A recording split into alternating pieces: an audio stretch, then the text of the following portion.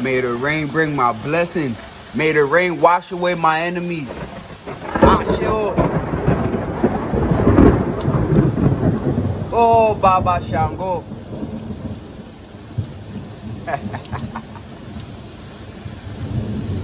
Bendiciones, everybody. Alafia. Give your enemies to God. You know, this is something that I really learned to live by. Give your enemies to God and let God do the rest. You know, in my spiritual journey, I learned how to lean on the aspects of God that work closely with me. You know, when you understand this aspect, you know how to easily feed your enemies to these sources of God, of the divine, and go about your business. You see, I don't lose sleep over my enemies.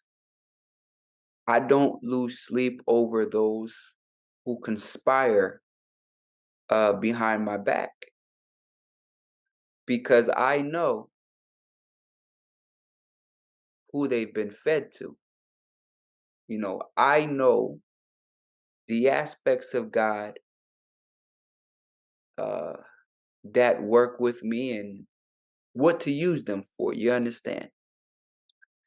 And in my personal life, you know, I've learned this in different ways, right? So on one end, you know, there's the espiritismo aspect, uh, the sanse that comes through my abuelita, and on the other aspect, there's Ifa, right? And you know, secrets that you learn in Ifa about yourself when you go through certain rites of passages. Things are revealed to you. You know, this is something that I like to teach my mentees. Uh, when you take certain rites of passages in Ifa, Ifa will tell you what Orishas to use for what reasons. You know, an example of this, Ogun. Ogun can do many things. What one person leans on Ogun for may not be what another person leans on Ogun for. Ifa is what lets the person know what they should lean on Ogun for. Ashe. And this is a process of understanding self that is very important for spiritual development. It's knowing what spirits to go to for what. Similar to how a child grows up knowing what parent to go to for what. You know, growing up, you know what parent you can go to get what done. You know what aunt or uncle to talk to in order to get a thing done.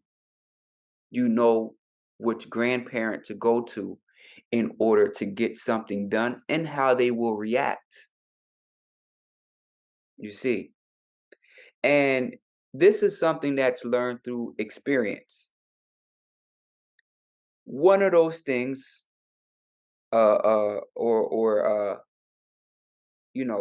reasons for going to a family member may be to handle enemies. In some of our families, we know what uncles or aunts to go to if we got a beef. We know what cousins to go to if we got a beef. This is important, family. You see, because the way that Ogufarai may interact with you may not be the same reason Ogufarai interacts with somebody else. You know, what Oya does for you may be different than what Oya does with this other person. These are all things seen when you go through certain rites of passages. That's why I tell you guys, when somebody says things like initiations are not important or rites of passages are not important, that's a fool. That's a fool. And that's somebody that does not know the secrets that come with these things because it's deeper than being initiated to learn. You don't have to be initiated to learn certain things, but for certain secrets to be revealed, yes, those take rites of passages that you go through. For sure, for sure. And anybody that's listening that is a part of a traditional religion will tell you that, you know. And that's as far as I go with that. Um, but yeah, you know what spirits to go to get what done. You know, I have different relationships with the Loa in my life. I have different relationships with the Orisha in my life. As many people know, I am a child of Eshu. I am Omo Eshu. And the things that I go to Eshu for may be different from what a friend of mine in the practice may go to Eshu for. There are certain base things that are similar, right? But then there's specifics coded within you and synchronized with that Orisha that can unlock like cracking codes in Matrix to get certain things done. And this is what people don't understand about the practices when we get into traditional religion because maybe they have not gotten that far or they don't know any legitimate people that are about that action. And maybe they have not gone through any legitimate rites of passages to even know what that is, to even have experienced that. I am one that gives my enemies to God, and I let God deal with them. I shall, you know, um, everything that you do does not have to be a targeted curse. No, no, no. Everything that you do does not have to entail you spending, uh, money and resources to accumulate the materials to carry out these hexes and these curses on specific people. When you're tapped in to your spiritual family and it was recognized in a legitimate way, not because you had a dream, not because you had a feeling, but legitimate rites of passages. And this is recognized, you know who to go to for what, and it doesn't take much to get things done. Let's just say that. Well, once again, for those who need deeper insights, my mentorship is available. The link is in the description. Once again, the link is in the description. Okay, that's where you learn deeper. Uh, but yeah, it does not take much to get that done. You know, I remember one time having a talk with an elder of mine. Uh, and we were having a conversation based around Orisha tradition. And he was saying, you know, to go to such and such for this because you know things about yourself because of your rites of passages, right? And he says, listen, I understand how things are done as a brujo. I understand how things are done from a Puerto Rican voodoo standpoint and things like that. But in this practice, things are done a little different. He's like, look, when you go to certain spirits, you don't even have to put the name in the pot of the individuals that are doing X, Y, and Z. And I say, oh, really? Benny, I hear you. And that happened to be a true statement, right? And the reason for this is because when you go through certain rites of passages and you are officially recognized um, as connected to certain divinities,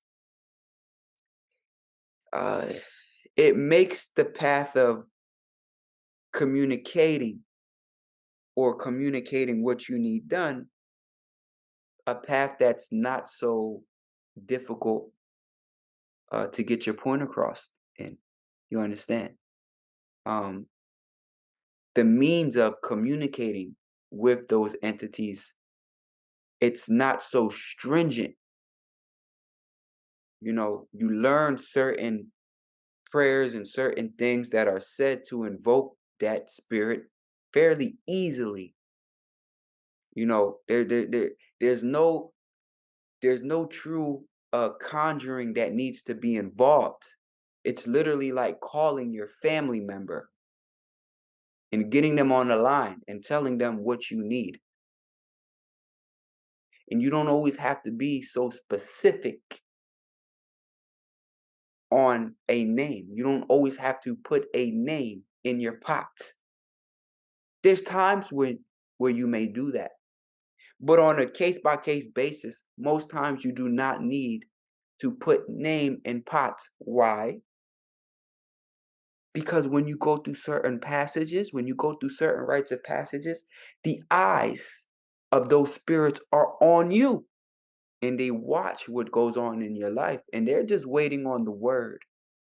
They're just waiting on you to say, ah, I need help. You strike my enemies down. Ah, people are slandering my name. May this and this happen.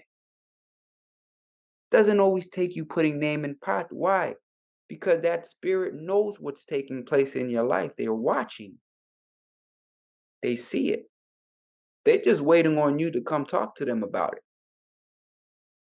And like a grandchild, like a son, like a daughter, like a niece or a nephew, you go to that elder and you tell them what's going on in your life, and guess what they will do? They will handle that accordingly. And this is why I say, I give my enemies to God, and then I sleep good at night. Very good at night. And as those enemies crumble, I often get the pleasure of watching it play out in real time. Oh, yes. Um, my spirits often give me the satisfaction of watching that retribution take place. There's Everybody has a different spiritual DNA, a different spiritual makeup. And this is why in Orisha tradition, you are taught to respect everybody because you don't know who's coming with what. You don't know who has what. Oh yeah, everybody knows King Brujo is Omo Eshu. That's because I want y'all to know that. But there's other things with me that people don't know about that I just keep to myself. There's other aspects spiritually with me that people don't know about. and I just keep to myself. And there's reasons for that. It's for me to know and for somebody to be dumb enough to find out. As a wise scientist once said, as a wise mathematician once said, uh, when you get the fucking around, it will have an equal reaction to the finding out. And the more that you fuck around, the more you will find out. That's how I like to live, you know. Oh yeah, us OMOSU, we're often very underestimated. People underestimate us, just like they did it with Eshu. People underestimated Eshu. Orisha's underestimated Eshu within the mythology, within the Pataki, and it never pans out well. Oh, we're so unassuming. And we're the most dangerous ones. Oh, that is true. But in understanding this, I give it to God. And when you deal with a person that knows how to give it to God, you never know where the hit is coming from. You can never really pinpoint spiritually who hit that lick. You can never pinpoint spiritually who spun that block. You can assume, you can speculate, and you can say, oh, he's a child of Eshu, so surely it must be Eshu. But are you sure about that? Are you sure about that? Would you like to wager? Maybe you put your soul as collateral. You see, this is the danger of dealing with somebody that knows how to give it to God. I tell you all along your spiritual journeys, give your enemies to God. You don't always have to worry about fighting. You know, you can give them to God and sleep well at night and watch what transpires. In my life, I've learned that very well. Everything doesn't take a fight.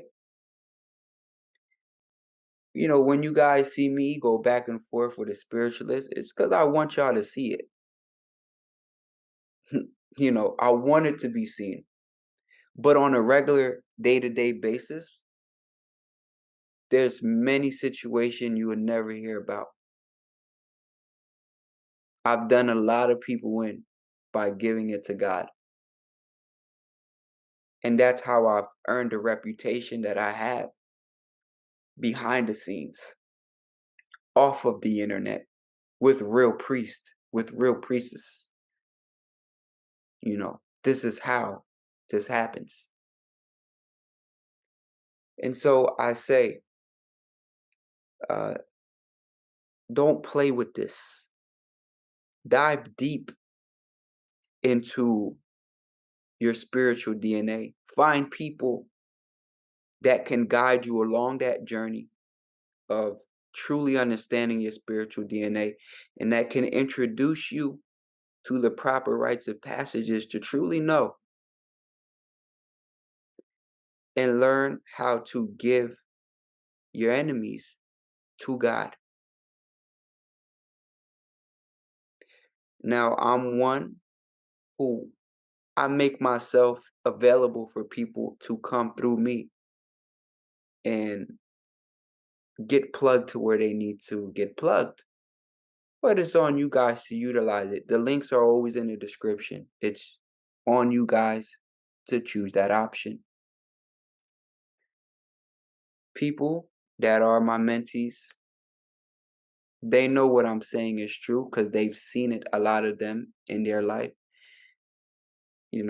I've taught many of these people how to work with ancestors direct and how to give it to Egungun, how to give it to their ancestors, you know. And I think that this is a very important concept for people to understand. And who better to bring this to you than King Brujo?